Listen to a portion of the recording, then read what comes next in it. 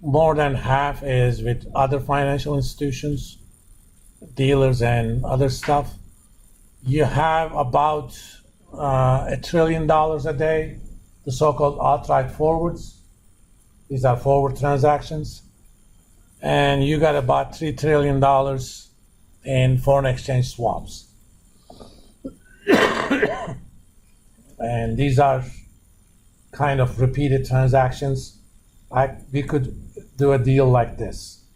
Over the next 10 years, every month, you're gonna pay me $5 million. I'm gonna pay you this much in euros. Okay? And this is gonna repeat itself. And we're gonna let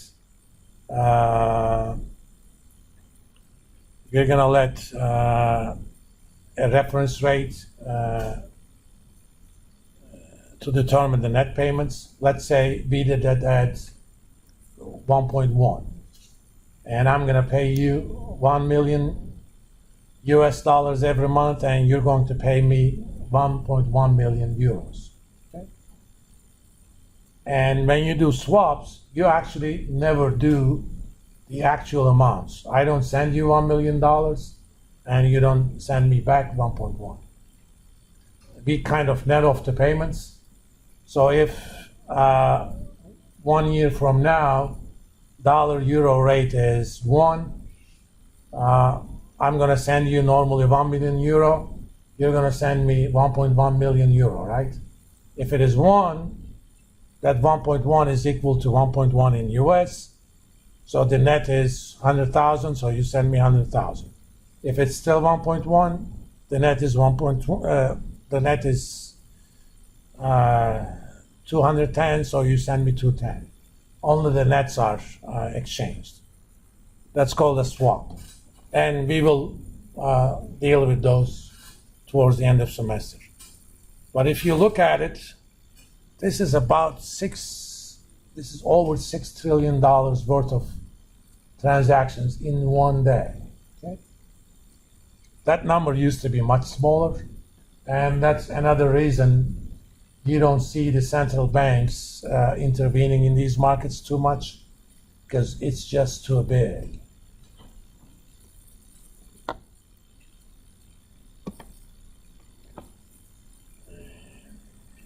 You can look at the exchange rates. You can read that sort of stuff. All right, we did talk about it, but remember, when you give a quotation, you buy, if you are the party that is giving the quotation, you are willing to buy at your bid rate, you are willing to sell at your offer rate. If the other party, if you say I'm selling, you're selling at their bid, you're buying at their ask. And remember, bid-offer spread bid is always less than offer, so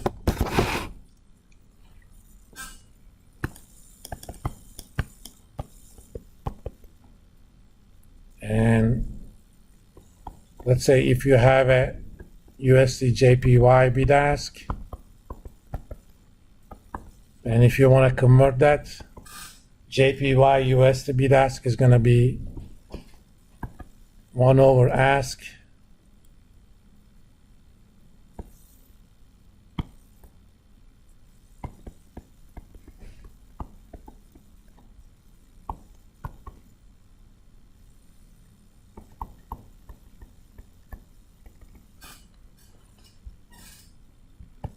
this is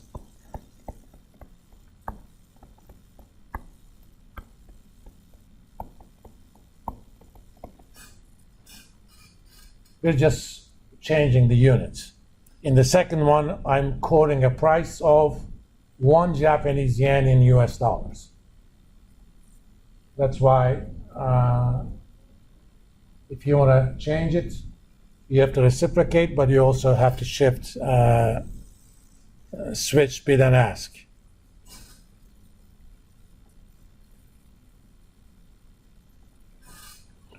Let me see.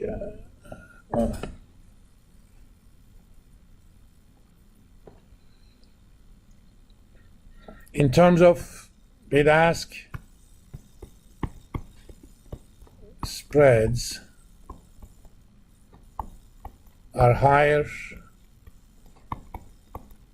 for currency pairs with low turnover.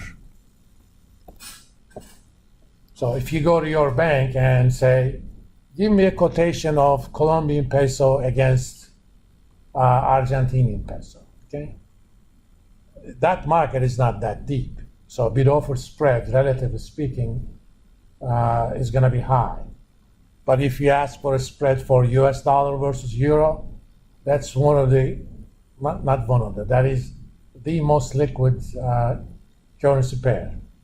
So bid-offer spreads are going to be pretty tight. Typically for large amounts, 10 million and more, you're going to see just one tick. When the market is more volatile,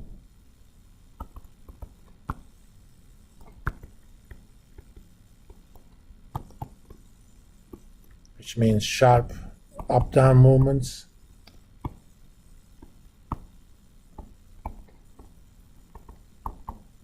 bid-offer spreads tend to expand. That kind of makes sense because we're actually making markets. So JP Morgan comes to me, I'm Bank of America, and asks me for a quote for $10 million against euro, let's say. I don't know at that point whether they want to buy or sell. And I may or may not have that currency in my inventory. Let's say they sold it to me. They sold me 10 million euros. You know, I may want to keep that for my own purposes, or, you know, typically I'm going to go ahead and sell it back in the market. But there's a delay between the time I buy their euros and I can sell it back in the market. If the market is really jumping up and down fast, you know, price can move so much, I will actually lose money on the trade.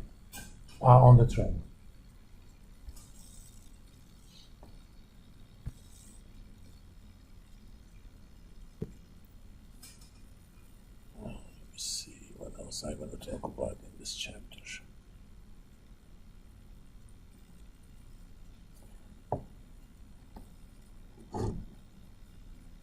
Yeah, we talked about typically $10 million. And if I give you a quote, I'm not going to wait for 2 minutes for you to give me a response. Typically within a second or two, you say that price no longer applies. And for major currencies, except yen, there's 4 decimal places. For example, for euro dollar rate, let's see what it was.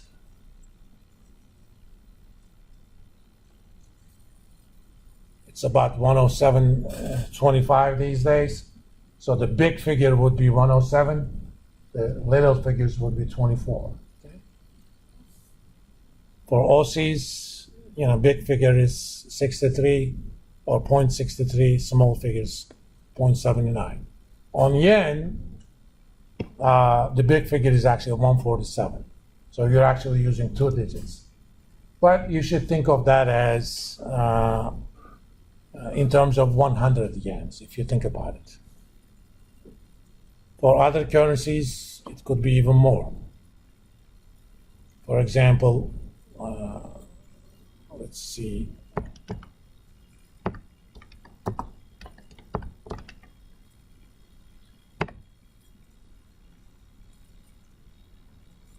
I don't have it.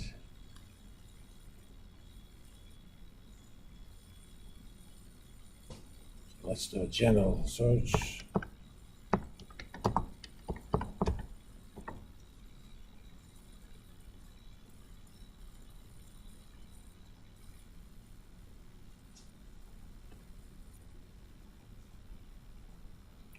there is no bid offer spread here, but one US dollar buys 1,330 Korean won. This is South Korean won. So when you quote this,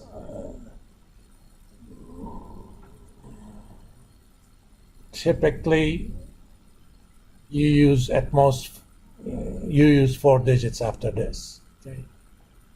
So or 1 decimal point after. Well, let's look at another one.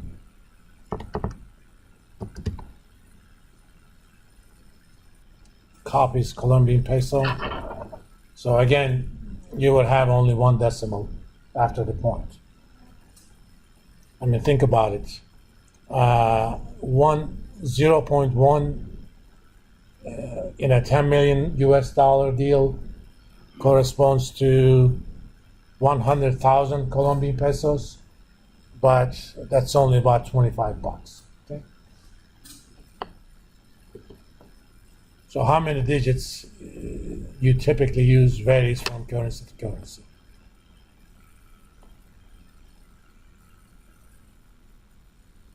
Let me see if they have a bid offer spread here.